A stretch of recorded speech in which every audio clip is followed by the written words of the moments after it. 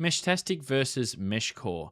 Which one is better than the other? That is the question that I've seen posted around quite a lot, but I don't think that that's necessarily the right question to be asking. Do you want to just use a mesh network, or do you actually want to build one? And in this video, I'm going to show you the differences between the two, what they can be used for, and also which one may suit you better. Meshtastic and Meshcore, they both promise off-grid messaging using LoRa radios, but they both approach this differently. So the video today is not really one declaring a winner or the other one being useless. It's more about working out which system makes sense for the type of network that you want to build. I'll share what I want to do and how the decision that I've made affects what I've chosen, but the answer might be different for you. So the easiest way to explain this is that Meshtastic is great if you want something quick, easy to deploy, and ad hoc. Meshcore is more interesting if you want to build something and you want to be part of a permanent, planned, repeater-backed network. Meshtastic feels a little bit like grab some devices and we're good to go, we're ready, we're set up. Meshcore feels like, again, we're designing a network to make it work properly. So that difference does matter depending on your use case. So let's go into what Meshtastic does well. Meshtastic excels at getting people quickly connected, as I mentioned, with minimal setup. It's that go-to choice for small, informal groups who need reliable, short-range messaging without any planning overhead. So Meshtastic does a great job of making it accessible. You can flash a device, connect it to your phone, you can start seeing nodes around you, and for these small groups, it works really well. This is why it's become so popular. It lowers the barrier to entry, gets people playing with off-grid messaging, LoRa radios, and it's a really good thing. However, where Meshtastic can struggle is that the more nodes you get, the more traffic you get.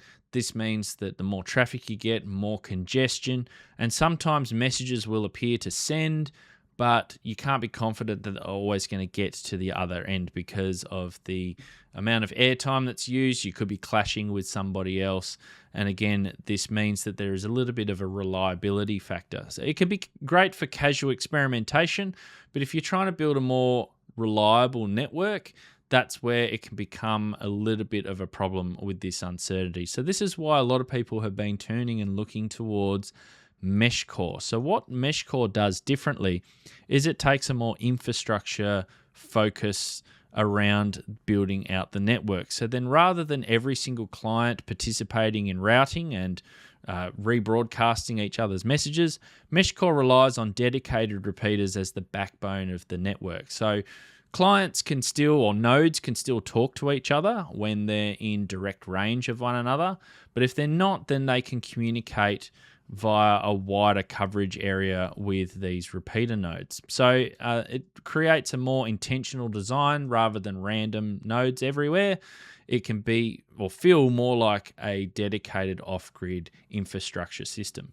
Why I'm switching? I'm actually switching to Meshcore because it just makes more sense for what I want to do. I like building, I like testing coverages, I like working out where the repeaters should go, I like experimenting with antennas, paths, and reliability. So Meshcore already fits the way that I think about radio. It's it's less like I'm just carrying around a gadget that I can just text someone with. It's more that I'm actually contributing towards a wider off-grid communications network that I can build, and I really enjoy doing that. If you like experimenting, again, that's where Meshcore probably comes into. Again, that's just a personal reason why I'm moving towards that. Yours might be a little bit different. So there's a couple of questions that I also get asked all the time about what are the practical benefits of Meshtastic or Meshcore. What can I actually do with it? Well, I'm going to go into some practical use case scenarios here. The first one is obviously local off-grid messaging. So let's just think about a little challenge here that we have. A handful of people around town, they want to exchange short text messages without relying on mobile phone coverage, or there might not be any mobile phone coverage.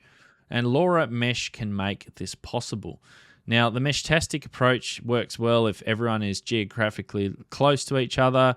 The mesh network is small, but again, as we mentioned before, this can degrade as it gets larger. So shifting towards Meshcore, this is where the repeater sites around town can work, a much larger, reliable network, and it can be much more suitable for just simple, basic off-grid text messaging. Now, where would you use this scenario? If you were just texting someone around town, I can do that on my mobile phone. Well, sometimes it can have practical applications. The first one is emergency backup comms. So just imagine during an emergency, mobile networks become really congested or they're completely unavailable.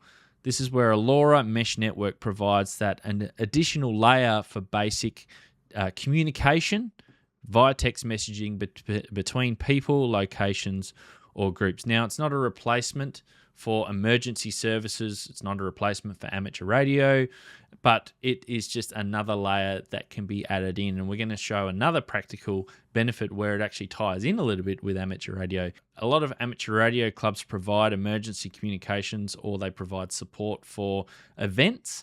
One such is my club. They help with communications for horse rides. Other clubs may handle fun runs, field days, or rally events, etc.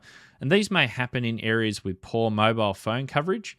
LoRa messaging could be really useful for here. So just imagine if you're on one of these events and you've got checkpoints, you could build a mesh network between each checkpoint. You could use Meshtastic or Meshcore, depending on what your scenario is.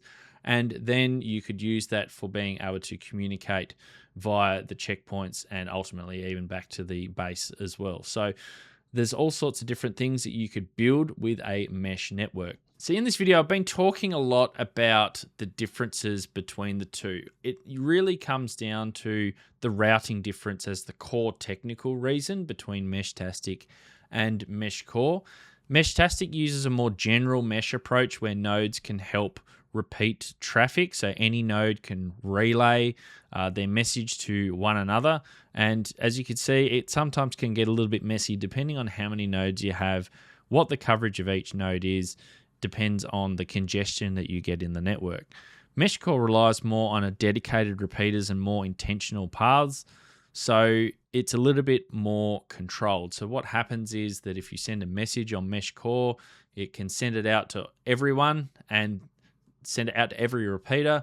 And if you're sending it to, say, another mesh user or another node at the other end, it can work out what path it took to actually get to that other node. And then when you send future messages, it will use that same path. And then in that way, it's not tying up as much of the network, if that sort of makes sense. And what this means is that you can place your repeaters in the network to have maximum impact and understand exactly how the network works. You can identify weak links, troubleshoot it, fix problems. And it's more of a tinkerer's type of arrangement. Meshtastic was a great starting entry point that I played around with, but Meshcore really appealed to me as the tinkerer's version of Meshtastic, I suppose, as you could say that. Now, there is another distinct advantage of Meshcore, and one of the features that I find interesting is the room server concept. So this is a little bit like the old school bulletin board systems, the old BBSs that you would use with packet radio.